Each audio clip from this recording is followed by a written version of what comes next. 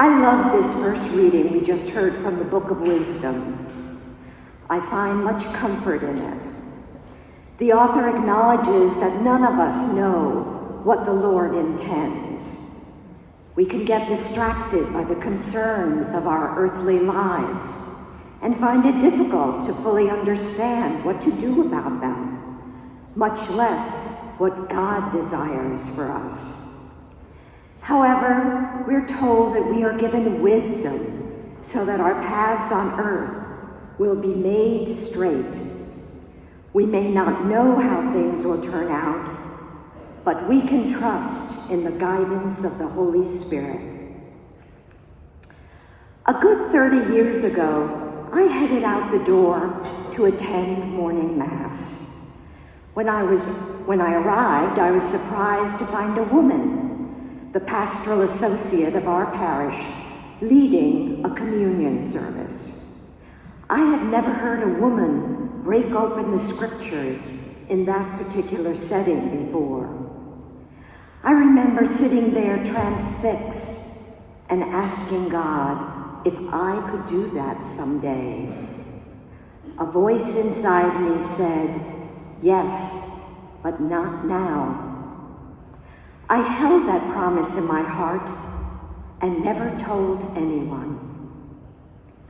Upon moving to Raleigh, I began working here on staff and again had the opportunity to witness a communion service led by a woman. She's sitting here. I knew in my heart that I was being called to do the same. A class led by a Dominican priest on preaching the gospel in our daily lives was offered by the diocese. The path that I had been promised was beginning to unfold. Eventually, I was asked to preside at weekday communion services when the friars were unable to offer Mass. That has continued for over 20 years, and as I look back, I know it was the Holy Spirit showing the path I needed to take. The reaction of many who witness these services is always one of surprise. Their hearts are stirred, just as mine was all those years ago. When I attend Sunday liturgies and see the altar servers, the young people serving in some liturgical capacity, my prayer for them is that they too will follow the promptings of the Holy Spirit throughout their lives. When Pope Francis called the Synod on synodality in 2021, I sensed that I needed to pay attention to that as well. He was calling us to be a church of synodality. Despite not knowing what that fully meant, I knew that I had to follow that call. A definition that I have found helpful is the way the church walks together, fostering a participatory and missionary approach to its life and mission. It embraces the idea of the people of God journeying together, with each member contributing to the church's discernment and decision-making processes. It's a way of being church, marked by communion, participation, and mission. During the meetings of the Synod, one topic that consistently came up was the role of women's leadership in the church and the reinstatement of the women's diaconate. At the conclusion of the Second Assembly in October 2024, a final document was released. It reported on the recommendations of their discussions and which topics needed further study. The role of women is one of those topics. The reference to St. Phoebe, mentioned in St. Paul's letter to the Romans, stirred the conversation.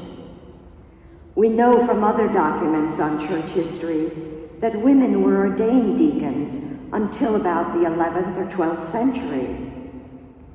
In paragraph 60 of the final document, it states, and I quote, "The question of women's access to diaconal ministry remains open. This discernment needs to continue." Pope Francis endorsed it and signed it. Another quote from that paragraph says, "What comes from the Holy Spirit cannot be stopped."